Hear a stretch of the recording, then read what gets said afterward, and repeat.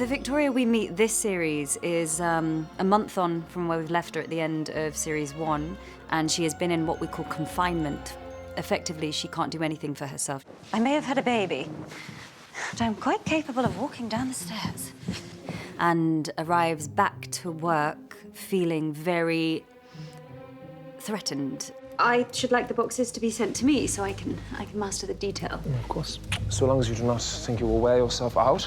Life is moving on without her, and Albert has come in and taken her place, which, as you can imagine, creates fireworks. Thank you, gentlemen. I see no reason to trouble the Queen with this. I think Leopold does think it's a man's world, and I think he has huge respect for her. But then there comes a point where his attitude is, it's now your job to produce. And I don't need to tell you how important that is. No, Uncle. You don't. The overriding quality in Victoria's life was her love for her husband. So she had to steer a course between what Albert wanted to do, and he wished to establish himself, not just as a sidekick, but as somebody who could contribute. It's the annual dinner of the Statistical Society, of which you know I am a patron. I have agreed to give a speech. Albert's incredibly ambitious, has a great vision for the country, is a workaholic, and Victoria resents any attempt to take away any of her power. Is this wise?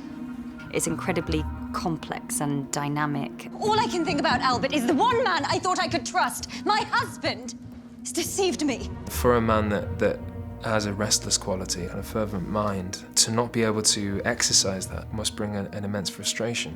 And when you get the opportunity to relinquish those shackles, and suddenly you have a freedom of decision-making, of trusting your own instincts, for a man of his innate nature, I think would be not only freeing, but potentially addictive. Retreating from Kabul? Well, why didn't you tell me?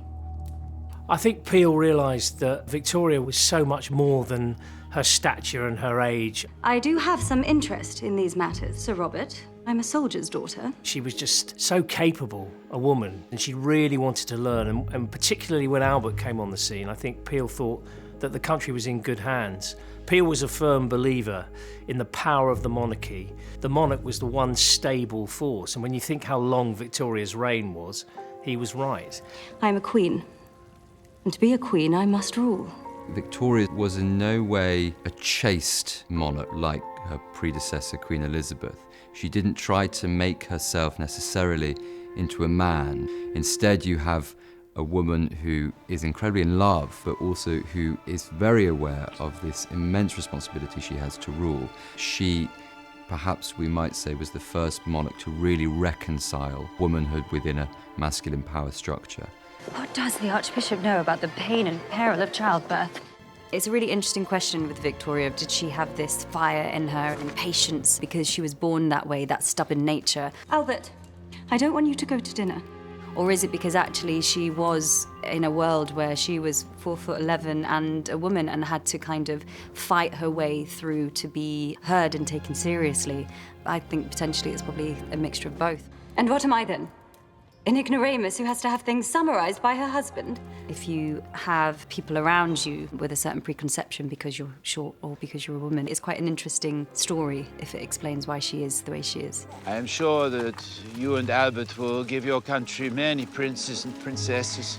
Actually, Uncle Leopold, what my country needs right now is a queen. Not a broodmare.